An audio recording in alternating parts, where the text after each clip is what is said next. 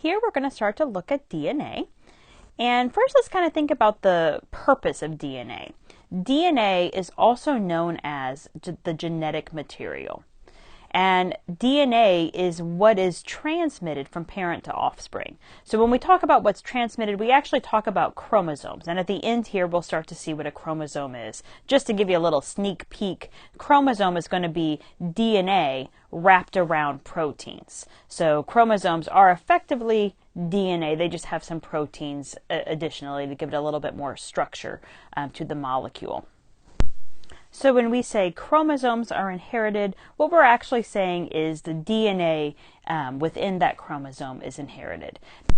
And when we say that you're inheriting DNA, what we really mean is that you're inheriting a series of genes. And these genes could collectively be known as the genome. So the genome is all of the DNA, and that DNA is going to give you the information you need to construct any protein, because a gene, the DNA sequence, is going to give us the instructions in order to make a protein. So genes and proteins are very different, but the gene basically is that blueprint that we need in order to make the protein. It's the proteins then that actually do the jobs of the cell. So I have written here the proteins expressed determine what functions that cell is able to do. And so that's sometimes called the phenotype of the cell. The physical characteristics of the cell is determined by the proteins expressed in the cell. But in order to express those specific proteins, you need the directions that were contained in the genome. The other things about the genome, or the DNA, is that it must be replicated and transmitted from a parent to an offspring. And so we've kind of seen that a little bit already. But along with that, we know that each offspring is going to be slightly different from its parent. And so this means that the DNA also must be able to contain the variation that will account for differences within the species and among different types of species. And it's this variation that allows for things such as evolution to occur, such that you get slow adaptation for the most beneficial genes to be inherited. Okay, so that kind of sets us up for the purpose of DNA. Let's look a little bit more carefully at what DNA is. And some of this we've seen before. So DNA is composed of many units, and each of those units is called a nucleotide. What a nucleotide is illustrated here. A nucleotide is always going to include a phosphate group, a sugar, which is deoxyribose, and then it's going to include the nitrogenous base. And so these two things, the phosphate and the sugar, will be always the same. So there's always every DNA nucleotide has a phosphate and a deoxyribose, and those will always look the same. But this nitrogenous base can be variable. And there are 4 possibilities for what this nitrogenous base can be. So in all cases, each of these nitrogenous bases are a nitrogenous base because they contain nitrogen. And so you're going to see that in each of these molecular diagrams. But there's 2 types of nitrogenous bases. There are the purines and the pyrimidines. And just one thing that helps me keep straight which ones are pyrimidines and which ones are purines, the pyrimidines all have a Y in them, so the Y in pyrimidines, and then Y in thymine, and the Y in cytosine. Help me remember that those are all the pyrimidines. And the pyrimidines are going to be a single ring, so they look a little bit smaller. The purines are going to be a double ring, so that's going to be 2 rings, and then this one as well. Adenine and guanine are each considered a purine because they have a double ring. But in any case, a nucleotide is always going to be the sugar, the phosphate, and then attached in this position here is going to be the nitrogenous base. And this nitrogenous base could be variable. It could be any of these 4. So that's the nucleotide. What happens in DNA is these nucleotides get linked together by what is called a sugar-phosphate backbone. So remember, each nucleotide contained a sugar and a phosphate, and these sugars and phosphates get linked together so that you get this long backbone that goes sugar, phosphate, sugar, phosphate, sugar, phosphate, and so on. So this is sometimes called the sugar-phosphate backbone. each sugar is attached to the next phosphate by what's called a phosphodiester linkage. So that's the kind of linkage between these two. And it's always the third carbon of the deoxyribose that attaches to the phosphate of the next one. So the third carbon attaches to the phosphate of the next one, and so on. And then the nitrogenous base hangs out from this sugar phosphate backbone. It's actually attached to the first carbon. So for the deoxyribose, the carbons are numbered, and they number starting to the right of the oxygen. So the first one, this is carbon 1, 2, 3, 4, and then up here is carbon 5. So it's carbon 1 that attaches to the nitrogenous base in each of these cases. And then the nitrogenous base is going to be different for each nucleotide. And this is what's going to give us our DNA sequence. And so in this picture, we have A, C, G, adenine, cytosine, guanine. This is giving us a sequence of DNA. And each of these individual nucleotides is attached by that sugar phosphate backbone. So because of how the sugar phosphate backbone is linked together, one end is sometimes considered the 5' end of the DNA. The 5' end of the DNA is going to be the side that has the 5' carbon. And then the other end of the DNA is called the 3' end, and this is going to be the one that has the 3' end of the carbon on that deoxyribose. So when you read a sequence of DNA, such as in this picture, we have the sequence A, C, G. You might ask, well, how do you know it goes A, C, G and not G, C, A? How do we know which direction this goes? And so when we describe a piece of DNA, we want to give that directionality based on the linkages of the sugar phosphate backbone.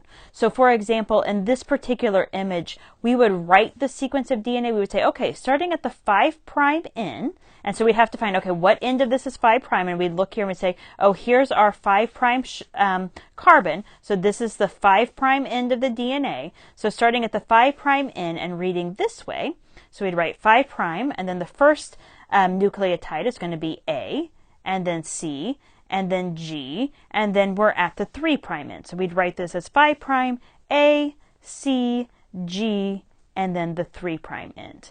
And so this gives us the directionality of the DNA. And this is going to be really important, particularly as we start to look at the other side or the other strand of DNA, since DNA is double-stranded.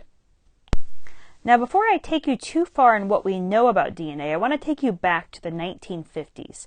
Watson and Crick are the scientists who won the Nobel Prize in Medicine in 1962 for figuring out the structure of DNA. And they spent countless hours playing with ball and stick models and trial and error, trying to figure out how the DNA was built or how it was arranged, how these molecules fit together.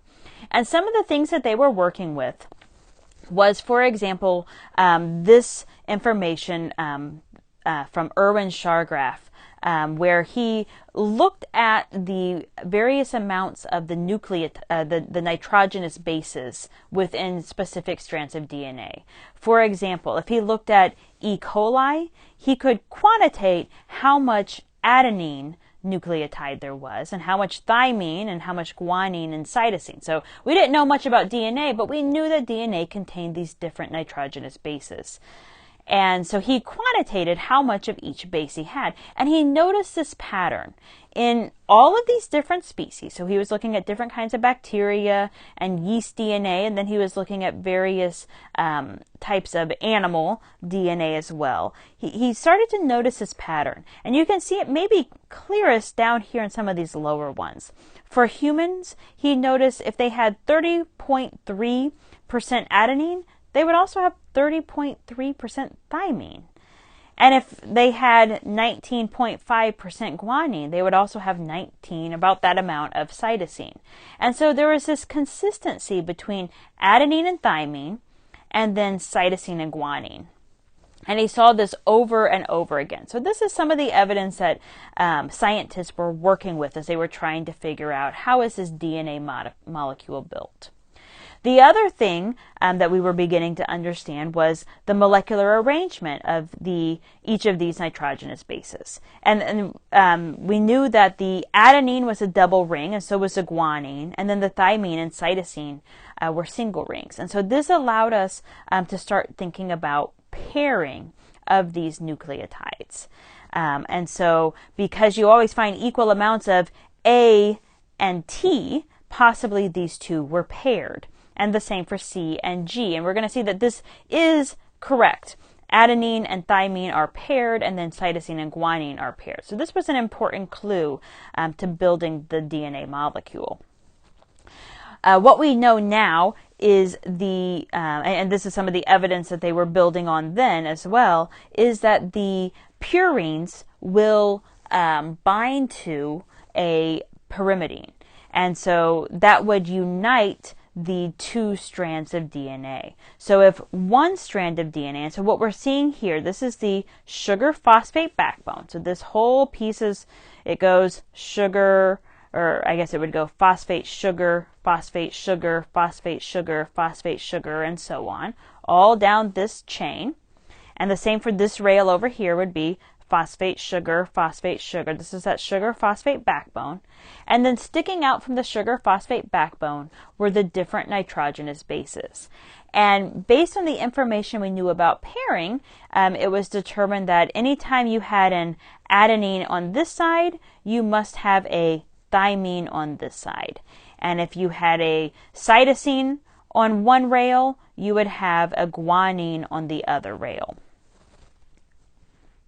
So the nitrogenous bases were locked between these two rails of sugar phosphate backbone.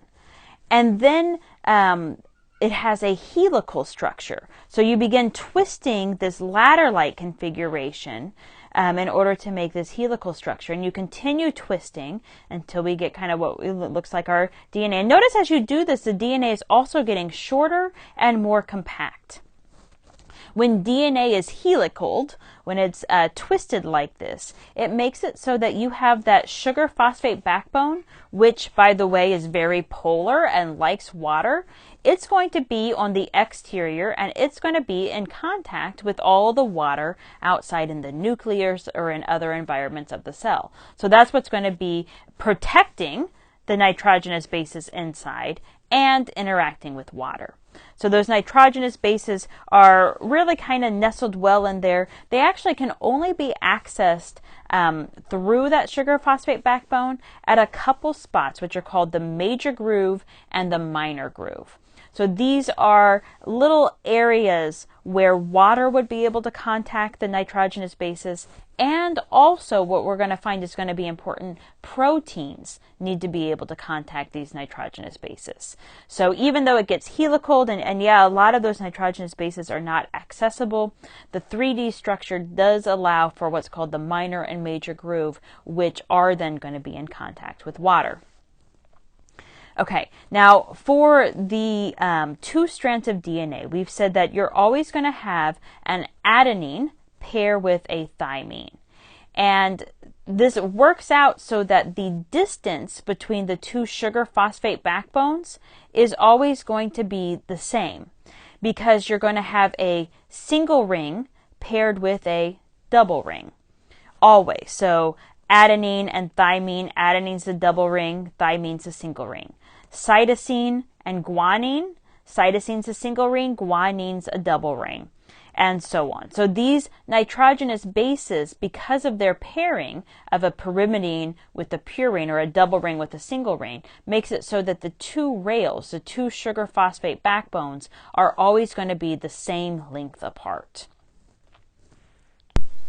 Second, these nitrogenous bases form a weak bond with one another. They're called hydrogen bonds. Hydrogen bonds are a weak bond. We've seen them before when we talked about H2O or water, we talked about how water has some of these properties where the hydrogen of one water will be attracted to the oxygen in another water because that oxygen is slightly negative and the water is slightly positive, or the H on the water is slightly positive, and that makes what's called a hydrogen bond, which is a very weak bond. The two strands of DNA are only bonded to one another by these hydrogen bonds between the nitrogenous bases. And so the adenine and the thymine, they will be forming these hydrogen bonds between the hydrogen has a slight positive charge, and then one of the nitrogens has a slight negative charge, and so this allows for a weak hydrogen bond. And between adenine and thymine, there's spots for two hydrogen bonds. Between cytosine and guanine, there's going to be spaces for 3 hydrogen bonds, including some between hydrogen and oxygen. So that makes it a little bit different, but the main idea is it's always going to be hydrogen bonds that are connecting the two strands of DNA. And those hydrogen bonds are fairly weak bonds. The other thing is you're always going to have these pairings, an adenosine to a thymine and a cytosine to a guanine. Another way to remember these pairings that works for me is the C is a round letter and the G is a round letter. So it makes sense to me that, or it's easy for me to remember that those go together. And then the other ones, A and T, well, they spell at, and so that helps me out a little bit as well.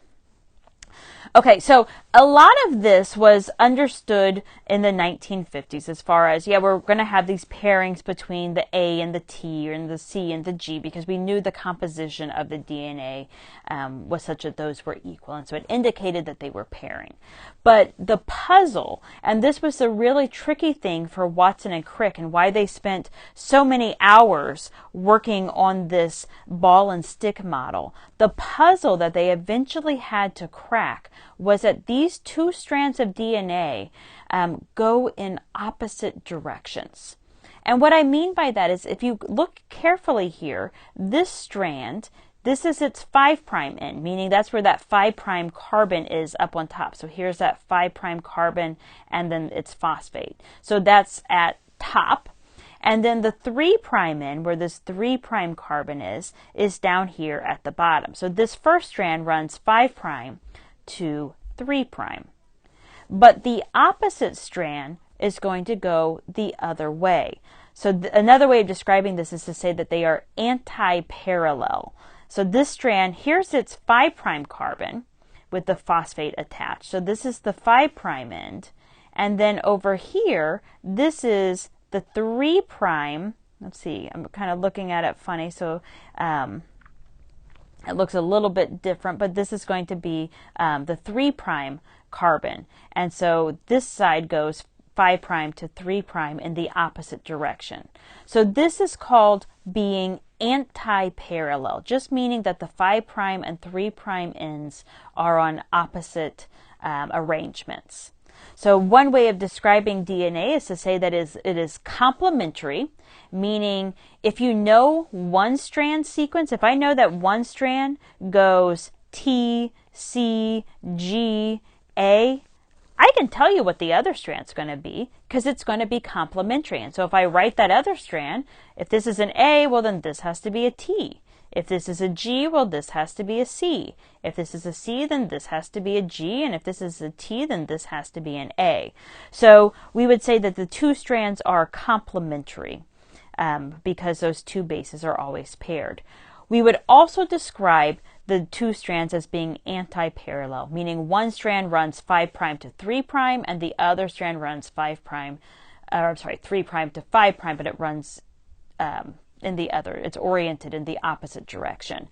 So you can imagine what that felt like for Watson and Crick when they finally took one of the strands of their ball and stick model and flipped it upside down, and suddenly things began to kind of fall into place and make sense. That was a really important discovery when they finally flipped this other strand around so that they could see that anti-parallel and how it then fit together. Okay, and then finally, what we know about DNA, so it's that DNA is that double helix, and so here we're seeing the DNA, and so here's the sugar phosphate backbone, and here's the sugar phosphate backbone of the other strand, and then here are those nucleotides. So if this is an A, then this one's a C, and if this is a, oops, I just said that wrong. If this is an A, then this is a T, is what I was trying to say there previously, so this is a T, and if this is a C, then this is a G, so we can predict one strand from the other. So this is our DNA double helix, and it's all twisted. What we're adding in this picture is that that DNA strand is then going to get wrapped around these proteins called histones. And so here are some of those histones, and then you can see in this picture how the DNA wraps around these histones. And it forms, so DNA itself is already coiled here. It's got, you know, that helical shape, but then as it wraps around the histones, it has these additional coils. So it's coils of coils, and then look what happens. So it's coiled around each of these histones, and then each of the histones, or each of these coils within the histones, become a coil. And so sometimes we call this a supercoil. And what this does is it really compacts DNA and helps to fit it into very small spaces.